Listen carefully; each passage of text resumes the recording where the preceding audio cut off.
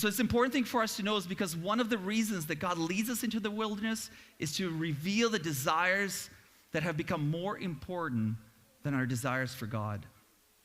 And this desire idea is something we're going to focus on today.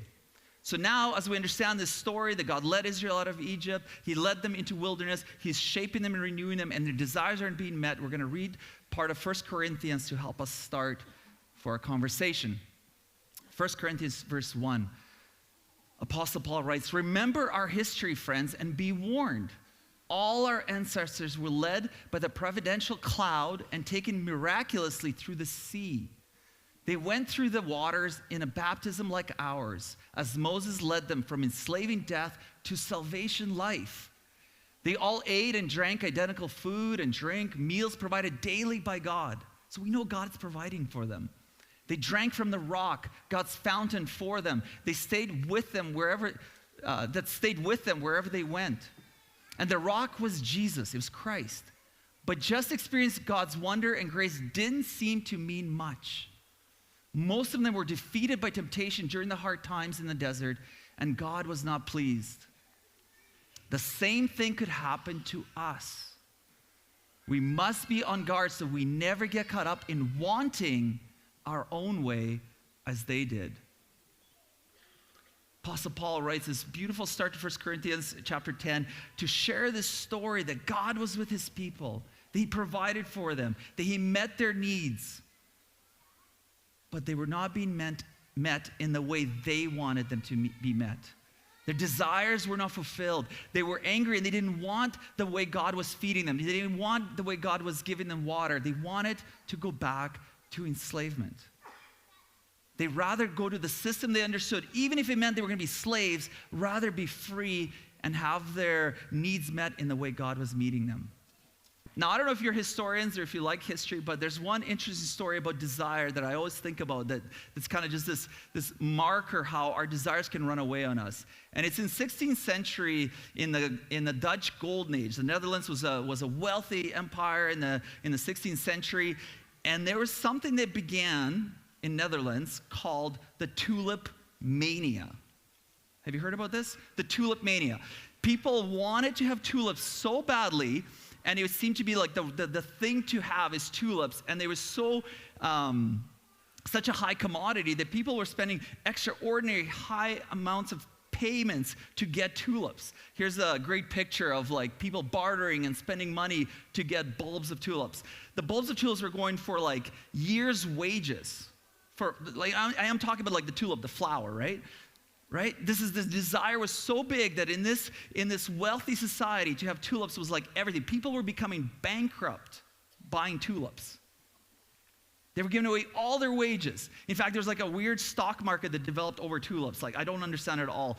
And eventually crashed in like 3 years. But the desire to have the tulips spread through the entire wealthy society of Netherlands. It's crazy to believe that this is real, but it was. It was tulip mania. It was what it was called. And believe that to have this tulip would complete your life. If you just had it, then you're finally matching up in life. You finally are like reached a certain peak of life if you had these tulips. And yet, to us, be like, well, flowers are nice. There's maybe some green thumbs here, and you're like, I love gardening, I love flowers, but I would wager you wouldn't remortgage your house for a tulip. See, desires are a funny thing. They play on something within us. They look at something that we want and they expand and they grow to a place where it becomes very unhealthy.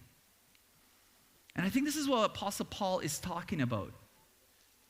He's saying, be careful that your wants, your desires, do not become greater than your desire for God. Now, when you hear this, it could feel like, okay, this is another sermon. I shouldn't really want a lot of things, and I got to be careful with my money, or I got to be happy with what I have. Maybe, I don't know, whatever God is speaking to you. But I do want to say this isn't about feeling shame today. Can I suggest that would just actually miss the point of this conversation? To be clear, what I do want to say and remind us is desire is actually a good thing. Desire is actually a good thing. We were designed to desire. Desire is what shapes us and motivates us. At our core, we know desire is good because God has made us to desire Him.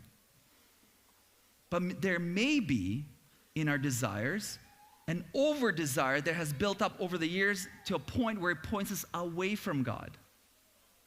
As I said earlier, one of the reasons that God brings us to the wilderness is to expose these desires, to expose these wants in us, and to make us wonder, where is this coming from? Am I aligning to who God is? Am I aligning to where He's calling me in my life? Or am I being pulled into a different direction? The word that Apostle Paul uses in 1 Corinthians for desires is compound word that literally means over-desire, this intense desire. In other contexts, Paul translates this word as lust. And the danger of this over-desire is that it is a desire that is misdirected. Not that it's bad to have desire, but that it is misdirected. And if we think about desire having an object, like an archer would aim at a target, right? This is a good thing. So desire is aiming at a target. This is how God has designed our desire. But an over-desire is that aim that aims at the wrong target. So you have a good target, but you begin to aim at the wrong target. And that kind of misdirected desire is shaped by and directed toward life outside of God's requirement to act justly, love mercy, and to walk humbly with our God. Now, I just do want to, just a note of caution. We often, when we talk about, missing the mark, and we talk about sin, and we talk about actions as looking at sin, which is independent, heart can stir and shape the desire of sinful act. Like when we talk about these things, we often think about actions and behaviors, and it could feel kind of like, I'll do better, I'll change, I get it, I'm kind of feeling ashamed about it. But can I just say this is not what we're talking about here? That this whole wilderness journey is actually just realigning and renewing our hearts. The road of our renewal and transformation is actually our hearts. And when our hearts are reshaped, and when our desires of our hearts are realigned to the right target, our actions and behaviors will follow. So following Jesus is a journey of the heart, is understanding how we're shaped. And in the wilderness, we're often tempted to actually just focus on our behaviors and our actions. And perhaps this is simply another way to stay in control, right? If I just do this better, then I'll be better. I'll change. And we try to control our life independently from God. And yet this wilderness journey is actually this realignment of our heart, realignment of our desires, realignments of saying, I don't need to do, but I need to recognize where the desire is coming from and realign my heart to God's heart, which actually leads to freedom. So how do we do this? How do we do this? Let me suggest a few things. First, can I just suggest when we're led into this wilderness and we have these desires, and I've just said the word desire a million times today, and you're like, okay, well, what do I do with this? How do I aim at the right target? How do I realign my heart to it? Can I just say first and foremost that don't suppress your desires. Desire is a beautiful, powerful thing. When desire is suppressed, it actually becomes more powerful under pressure and may lead us into places we don't intend to go.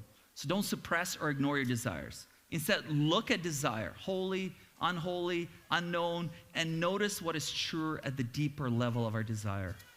What we learn in the wilderness is that our wants and desires are really desire for God. So when you desire something, don't suppress it. Ask questions. Where is this coming from? Why do I want this? What is the God desire behind this desire? What is the gift that God wants me to know in this desire and reveal to me? Secondly, can I just suggest that we want things, to pray about our desires, to invite God into conversation, to let God shape and redeem our desires, to let God reveal what those desires are all about? And thirdly, can I just invite us in our life to practice gratefulness?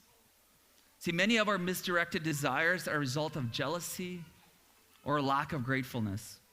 So much of our desires connected seeing what others have and wanting it for ourselves and missing the target. There's something longing in us and we see other people have it, and so we aim at a target wrongly. In fact, this is the only reason tulip mania can exist. Those people have so many tulips. I want those tulips. I want to have some. Conversely, when things are received as gifts from God and used obediently in the service of God, they are enriched with gratitude.